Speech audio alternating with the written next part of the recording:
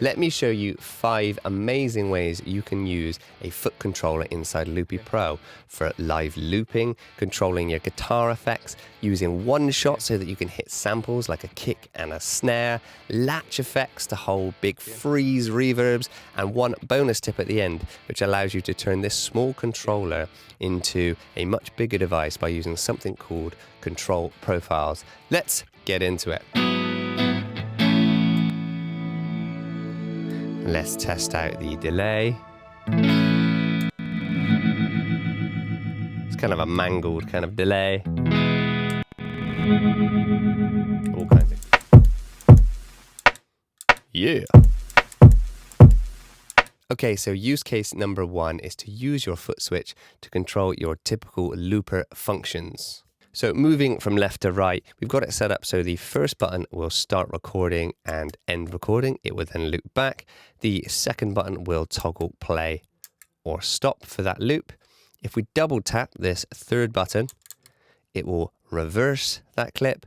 And if we hold the fourth button, it will delete that clip altogether.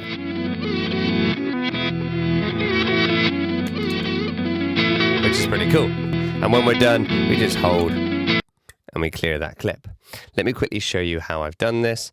If you go into MIDI Learn, I've set up a controller profile. More on this later in the video. It's an absolute killer feature, so definitely stick around for that. But you can see under my controller profile for Looper here, if I click on Record Overdrive, you can see, let's just delete it for now, that when I press this first button, it will show CC on. That's the same for play and stop on the second button, but for the double tap to reverse, when learning, if you double tap, you'll see the double tap itself shows up as one of the MIDI Learn functions. The same is said for hold. You see that it shows hold CC23. Next up is using your foot controller in a typical guitarist fashion. That is using the buttons to select presets. On screen here, you can see that there are 4 different presets corresponding to the 4 different buttons on my foot controller. This is great if you know you've got to say you're clean on channel 1. Maybe you want a few more effects on a clean, like I have on this second preset here.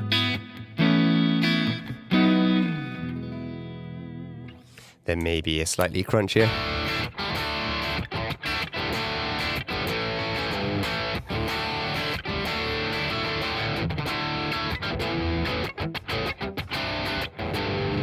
On preset 3, or maybe even preset 4 for that lead tone.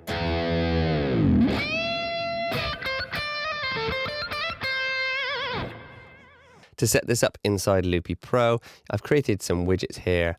I will copy the action to show you. On select, I've come down here to the effects section, and then we are going to select an effect preset.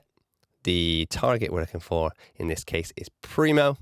And then you can see the list of options here.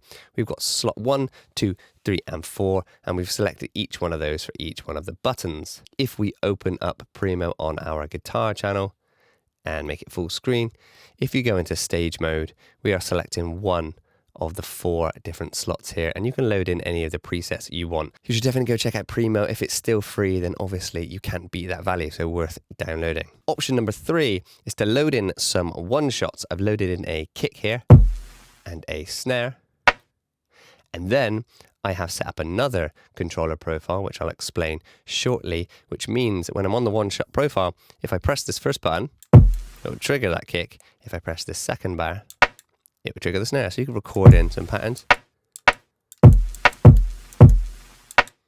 Yeah. You could even then build a loop with those one shots. I've just quickly recorded in a pattern to this loop. It's kind of hard to do and show you, so I'll just press play. And then of course you can jam over that.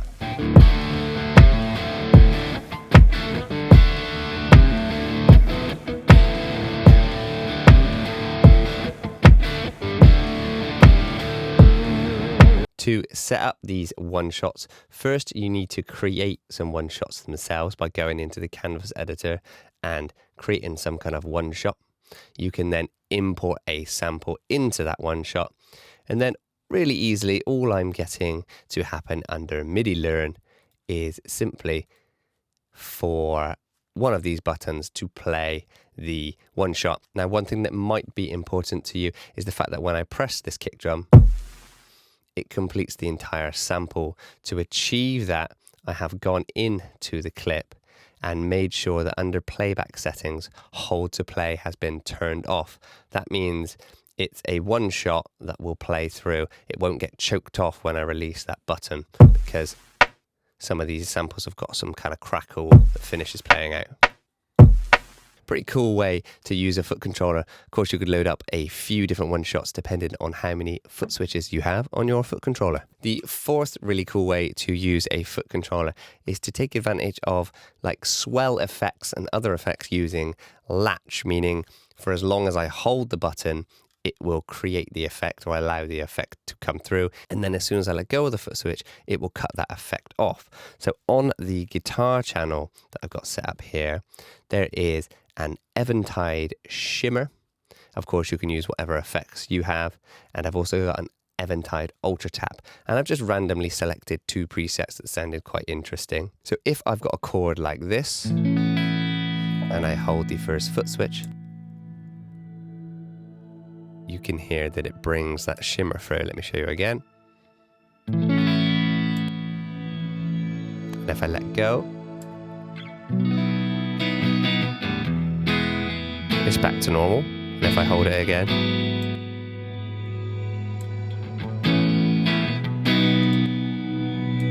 so I can create this kind of ambient pad underneath. Let's test out the delay. It's kind of a mangled kind of delay. All kinds of glitching.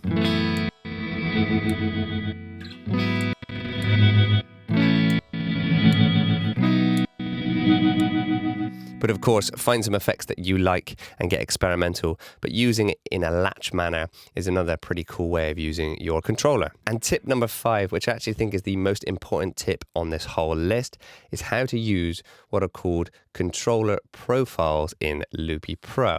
So if you head up into the control settings and look under project profiles, you'll see that there is a default profile. Now this comes as standard in most of your Loopy Pro templates, but you can see that I've set up an effects, a Latch FX, a looper and a one-shot profile. You can call them whatever you want. But when we are doing MIDI Learn, like so, you'll see on the drop-down menu up here, I can select which profile I want to be using when I set some MIDI bindings. And what this means is when I select any of these 4 different profiles here, I've got them set up so that when I press this button, it switches the active controller profile to the one I want. So if I've got looper profile on, whenever I press any of the buttons on my controller, like play and stop, for example, it's going to follow the looper functions, and you'll notice it didn't do anything to anything else. Whereas if I go to the one-shot profile, it's now triggering my one-shots, but it's not activating anything else. If I click on my effects profile, that's just going to be the different presets that I've got for Primo and my guitar. And finally, if I go to Latch and I click and hold, it's going to do that. So it's a pretty neat and clever feature inside Loopy Pro, which I didn't know about until recently. And it really opens up the possibilities of what you can do with just one foot controller if you don't mind a little bit of hands-on control. Or of course, if you have a bigger foot controller, you could set up separate switches to select different profiles. It's really, really customizable. But yeah, I thought that was a really cool feature inside Loopy Pro to learn about. That's just a really quick look at 5 different ways you can use a floor controller inside of Loopy Pro for guitar-related things, one-shots, effects, all kinds of things. If you want to download this template, maybe have a look at some of my settings, have a play around, swap some of the effects out that maybe you've got on your system, then by all means do so. Check a link in the description and follow that, and you'll be able to download this yourself. But as always, thank you so much for watching, and I'll see you in the next one. Take care.